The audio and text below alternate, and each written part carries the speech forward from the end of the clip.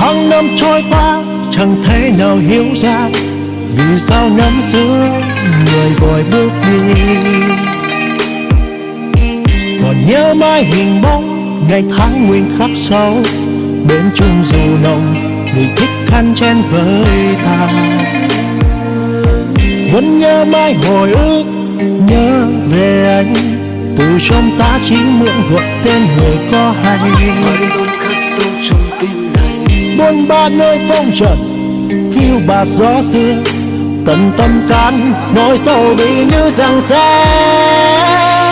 Huynh đệ ơi, huynh đệ à, cuộc sống có tốt không, có khỏe không?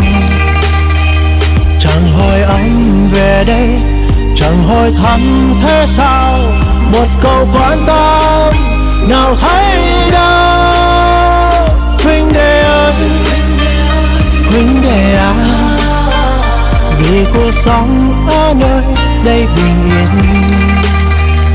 Trần gian phong ba, độc mình nơi xứ xa, chờ đợi tin anh. Huynh đệ ơi, anh sẽ quay về. Cùng dòng màu đỏ chân thân từ hồi còn nhỏ với nhau. Anh với tôi đã thề bạc tóc xanh cỏ tới sau, nhưng mà ai đã đi xa hay ngã khi ta không còn hay gì về nhau. Tan từ nay và về sau ngoài kia còn biết bao nhiêu trong gai đang đợi. Có huynh đệ với nhau đến đâu không ai mang tới, dẫu có bao nhiêu sóng gió có xa bốn phương cùng trời và cuối đất, huynh đệ ta cũng tương phùng.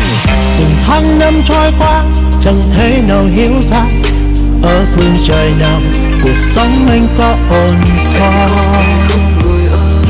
Nhân gian rộng lớn, nước cờ anh từng bước đi, vạn điều tâm tư vẫn tin anh thành công. Khi đông qua đi nhất định anh quay về, về đây nơi xưa cha mẹ già ngóng trông. Kết thúc ngày tháng phiêu du, về nơi chốn an yên, đàn đau thâu đêm đi dù cây cùng chi kỷ. Huynh đệ ơi, huynh đệ à, cuộc sống có tốt không, có khỏe không?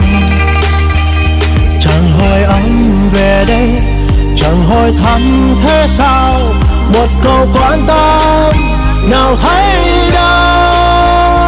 Huynh đệ ơi, huynh đệ à, vì cuộc sống ở nơi đây bình yên. Trần gian phong ba, độc mình nơi xứ xa, chờ đợi tin anh. Huynh đệ ơi, huynh đệ ơi, huynh đệ à, cuộc sống có tốt không, có khỏe không? Chẳng hỏi anh về đây, chẳng hỏi thăm thế sao, một câu quan tâm nào thấy đâu. Huynh đệ ơi, huynh đệ à, vì cuộc sống ở nơi đây bình yên.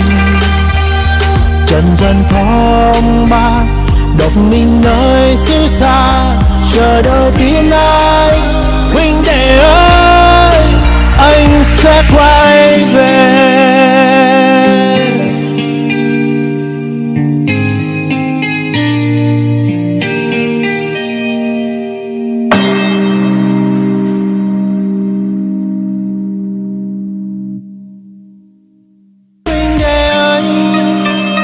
Huynh đệ à, cuộc sống có tốt không, có khỏe không?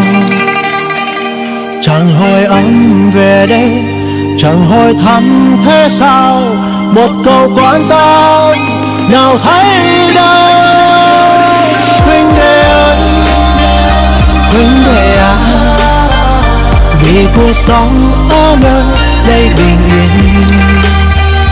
Trần gian phong ba, độc mình nơi xứ xa, chờ đợi tin anh. Huynh đệ ơi, anh sẽ quay